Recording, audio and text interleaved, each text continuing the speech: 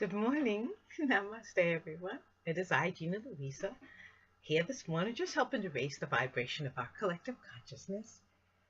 And just looking outside, I threw some bread for the birds, and they just crack me up. I love little birds.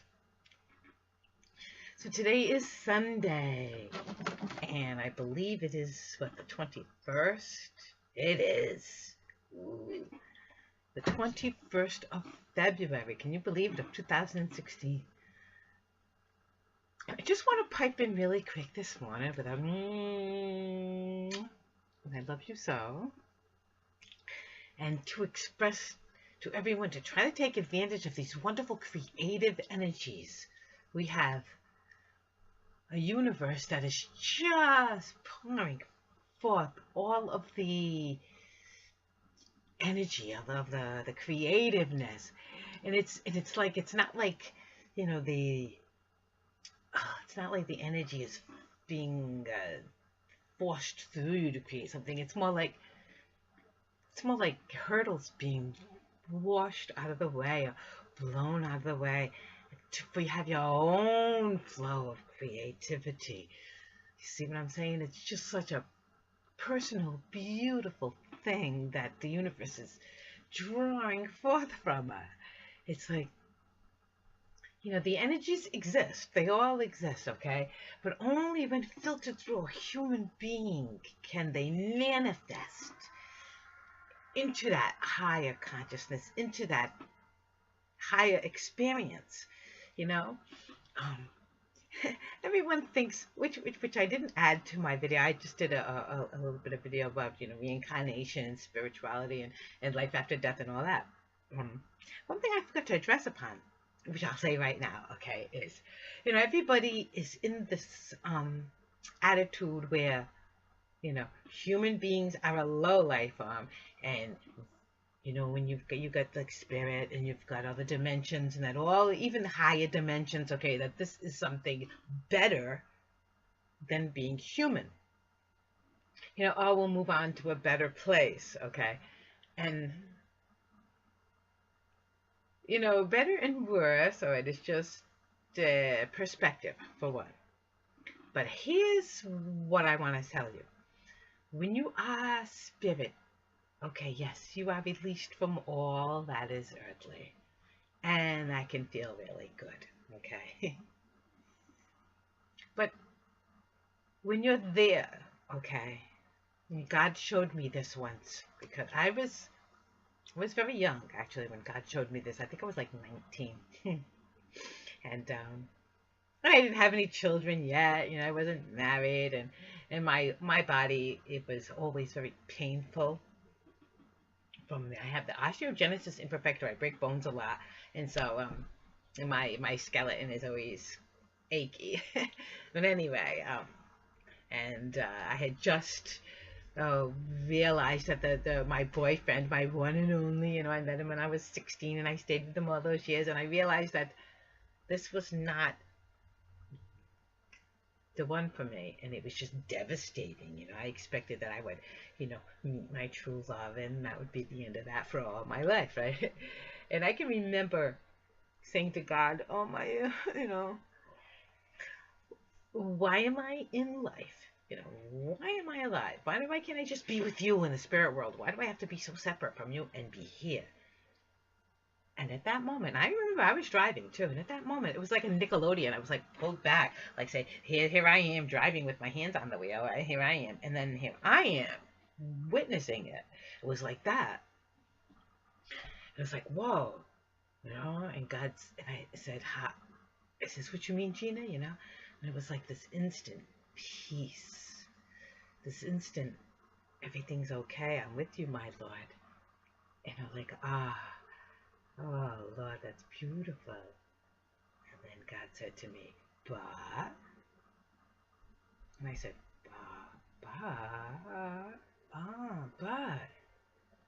but like, I see sunlight on my hands, only I can't feel it, you see. I see wind blowing through my hair, but I can't feel it. Ah, Lord, I understand now. And God said, ah, Gina, now with this understanding, let us back into your life now. I will put us back into our life. And then there I am back into my life. I can feel my hands on the steering wheel again. You say the sunlight and the wind and the smells and the tastes and the feel. God said, now, Gina, we're here back in your life. Keep me here with you. See? Keep this. I am already with God. I am. I am made out of God. Oh, this is what I am. Only in aliveness is the experience of aliveness. You see? Only in aliveness, in this human form. You see? And there's a movie, Troy, where Achilles says to her, I'll let you know something that they don't tell you in your churches, you know, that the gods envy us. The gods envy us, you know. And he gives a reason like, well, because every moment is, you know, we'll never be this beautiful. We'll never be here again. Every moment is precious.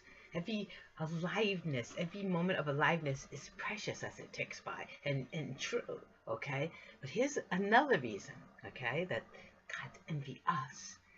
Because it's only in this aliveness that we get to experience aliveness.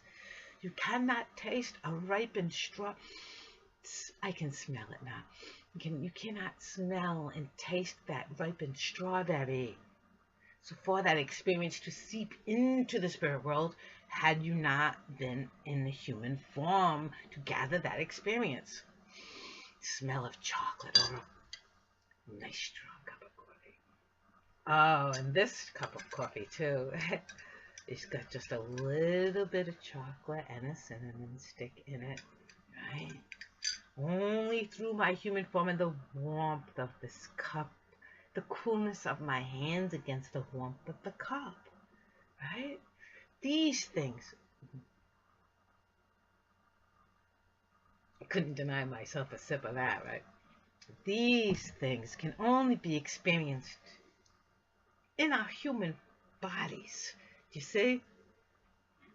If I'm a blade of grass, or a tree, or a bird, or any other creature, you see, or a light entity, which the light entities are so highly evolved, and they look down at us and say, oh, they get to experience senses.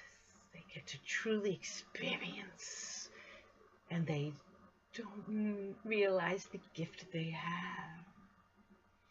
There was another movie, I believe it was, was it Dances with Wolves, perhaps? The white man, they were saying, I think it was Hidalgo. Or one of those, maybe many of those Native American, the wisdom movies have said this, but we have so much power and so little idea of what to do with that. But God showed me when I was very, very young that experience when I was 19. And therefore, every one of my moments since then has been grateful, you know? Grateful for the experience I'm going through. Even if I hear that awful sound, you know, that snap sound. I was going to snap a pencil, but I don't want to snap a pencil to hear the sound. If you want to hear the sound, get a stick, snap it, snap a pencil, and you'll hear the sound I hear when my bones break, right? But even that, you know, and actually the pain kind of sets in slow. You kind of go through this first, you hear the snap, and it's like, uh-oh, you know not to move. Hold it higher than your heart. You get that little nausea going thing, and it's a little, as the bone marrow hits your bloodstream, and you get that little bit of euphoria going on. And that's God's way of telling you, get somewhere before the pain kicks in, right? But even when the pain kicks in, even when I'm in pain, and it's like, oh my God, I wish I wasn't alive. No, I never wish I wasn't alive anymore. You see what I'm saying? Because God showed me. Even pain is an experience of aliveness. If you don't focus on the pain, when I'm in pain, that's when I focus my life into the light world and my attention into the light world, and I gain the wisdoms and I go within. And on days like today, when I'm blessed after living through so much pain, to be able to experience the beautiful sights and sounds and smells and feels and tastes of aliveness, which we can only do in this beautiful, immaculate human form. We are the embodiment of God. We are the embodiment of God. All the other incarnations that have come before us, these old, we look up in the skies and we say, oh my God, they're so much more highly evolved than us. They're a race or an entity that has been around for a long, long time, okay? Many of these other entities have been around a lot longer.